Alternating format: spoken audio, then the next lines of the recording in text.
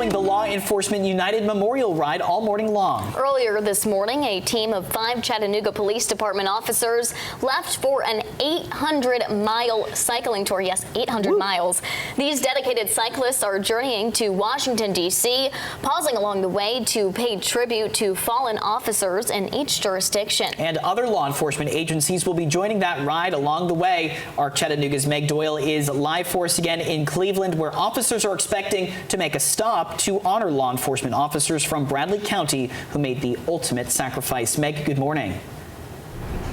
Good morning, Dana and Hannah. Yeah, earlier this morning we were there as 5 CPD officers along with 20 other cyclists from around the countries and other law enforcement agencies took off for this 800-mile ride. I'm currently here in Cleveland, Tennessee, where in just a few moments, really any minute now, we're expecting those cyclists to come by, and the Cleveland Police Department are going to escort them to the Emergency Services Memorial Wall, and there they will pay tribute to the fallen officers. Most recently, the Cleveland Police Department lost Officer Justin Maples in 2012, and so his family is expected to be there. And just talking with officers this morning and cyclists taking part of the ride, finding out about the true mission, it really is just about giving back to these families who have lost it all. And I believe we can see them coming down the street now, so I'm going to have our photographer zoom in on that so we can see them come down as they escort them to the emergency service wall.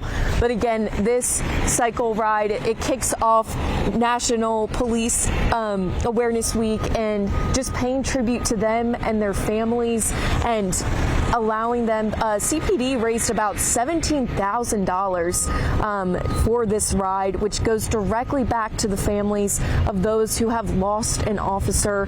And I actually spoke with one of the surviving family members earlier this morning. She came in from Arizona, and she was saying she participates in this ride every year, and the services that they provide for these families truly go a long way. So as you can see them come by now.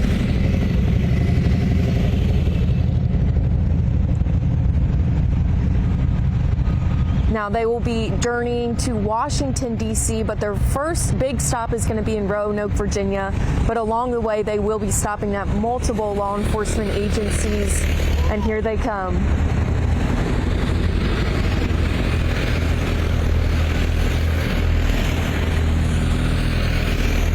Just a beautiful sight to see all that support, and just to think that they are going to be traveling 800 miles. Oh my goodness. I was asking them, how do you prepare for something like this? And they were like, you know what? Like, they are already going through, obviously, physical, rigorous training daily. So the preparation, they don't need to do a whole lot of too much more. Obviously, being a police officer, you have to be in your top physical shape. But again, we're going to follow them back to that emergency services wall to be able to catch up and see them reunite with families and those survivors. So reporting live for ARC Chattanooga, I'm Meg Doyle. We love that timing. Live TV is great when it works out like that, and we could see those bikers come right down. That was perfect. Yeah. Now the riders will arrive again, as Meg mentioned, along South Lee Highway there, and then they'll eventually depart on Michigan Avenue. Law enforcement is asking the public to be aware of a visible law enforcement presence along the route, as multiple agencies will be escorting the group through town.